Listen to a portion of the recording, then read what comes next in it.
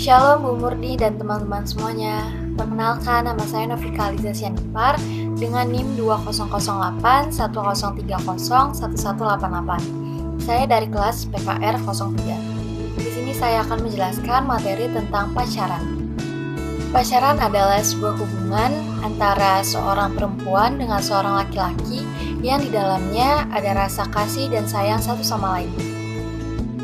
Beberapa orang menyebut bahwa pacaran itu adalah sebuah proses penjajakan atau perkenalan satu sama lain sebelum memasuki jenjang pernikahan yang kudus.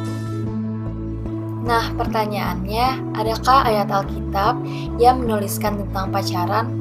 Faktanya, dari perjanjian lama yaitu kitab Kejadian sampai perjanjian baru kitab Wahyu tidak pernah ditemukan kata pacaran dalam Alkitab.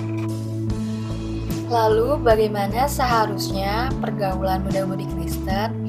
Nah, dalam firman Tuhan itu diberikan standarisasi hidup yang harus kita lakukan sebagai pemuda-pemudi Kristen. Di sini akan saya bahas 4 poin.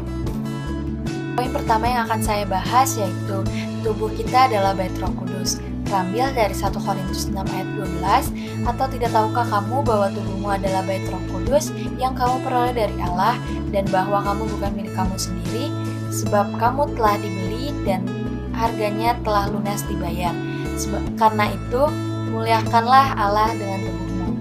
Jadi, kita sadar bahwa tubuh kita bukan lagi milik kalian sendiri, tetapi milik Tuhan. Jadi kita harus mempergunakan tubuh kita untuk kemuliaan Tuhan.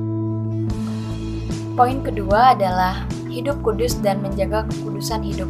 Terambil dari 1 Petrus 1 ayat 15, tetapi hendaklah kamu menjadi kudus dalam seluruh hidupmu sama seperti Dia yang kudus yang telah memanggil kamu.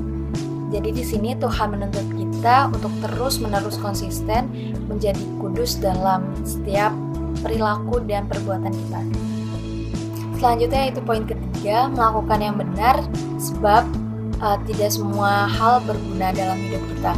Terambil dari 1 Korintus 6 ayat 12 yang berisikan segala sesuatu halal bagiku tetapi tidak semua hal berguna.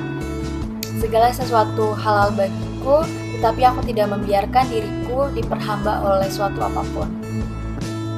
Nah, poin yang terakhir yaitu poin keempat, jauhi pencabulan dan hawa nafsu.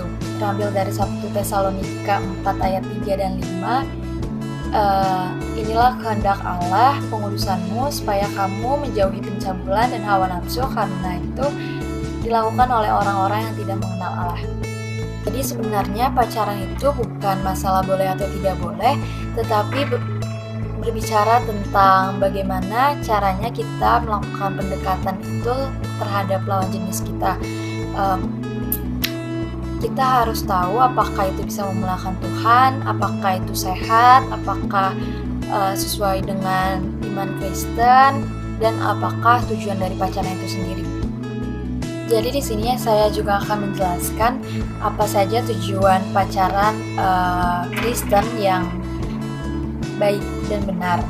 Tujuan pertama yaitu menemukan pasangan yang sepadan dengan kita sesuai dalam kitab Kejadian 2 ayat 18. Tuhan Allah berfirman, tidak baik kalau manusia itu seorang diri saja. Aku akan menjadikan penolong baginya yang sepadan dengan dia. Nah, dalam kitab 2 Korintus 6 ayat 14-15 dikatakan bahwa orang Kristen harus bersekutu dengan orang Kristen juga, sebab kebaikan tidak dapat menyatu dengan kejahatan.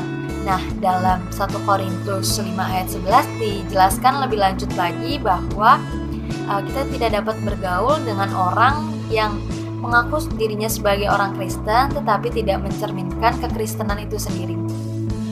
Tujuan yang kedua ialah menemukan pasangan yang saling menguatkan satu sama lain. Dalam Pengkhotbah 4 ayat 9-10 mengatakan bahwa lebih baik berdua daripada seorang diri, sebab jika seorang jatuh maka temannya akan mengangkatnya dan menguatkannya. Nah, jadi jika pasangan Anda memang berasal dari Tuhan, maka Anda akan merasa bahwa Tuhan menguatkan Anda karena pasangan Anda. Tujuan yang ketiga yaitu menghasilkan buah-buah roh. Nah, kita sebagai orang Kristen pasti mempunyai tujuan hidup menghasilkan buah-buah roh seperti yang tercantum dalam Galatia 5 ayat 22-23. Jika pasangan kita berasal dari Tuhan, maka kita akan menghasilkan buah-buah roh tersebut dalam hubungan kita. Yang keempat yaitu memuji dan memuliakan nama Tuhan. Dalam 2 Timotius 2 ayat 22 mengatakan bahwa kita harus menjauhi nafsu orang muda dan sebaiknya kita harus mengejar kesetiaan, keadilan, kasih, dan damai bersama dengan orang-orang yang berseru kepada Tuhan dengan hati yang murni. Yang kelima atau yang terakhir adalah membuat komitmen atau rencana untuk pernikahan kudus. Kita dan pasangan harus memiliki komitmen dan rencana untuk menikah dalam pernikahan kudus agar hubungan yang kita jalani itu tidak sia-sia. Kiranya apa yang saya sampaikan ini dapat dimengerti, dipahami, dan dapat berguna untuk kita semua. Mohon maaf jika dalam video ini ada kesalahan yang saya buat. Terima kasih telah menonton. Shalom semuanya. Tuhan Yesus memberkati.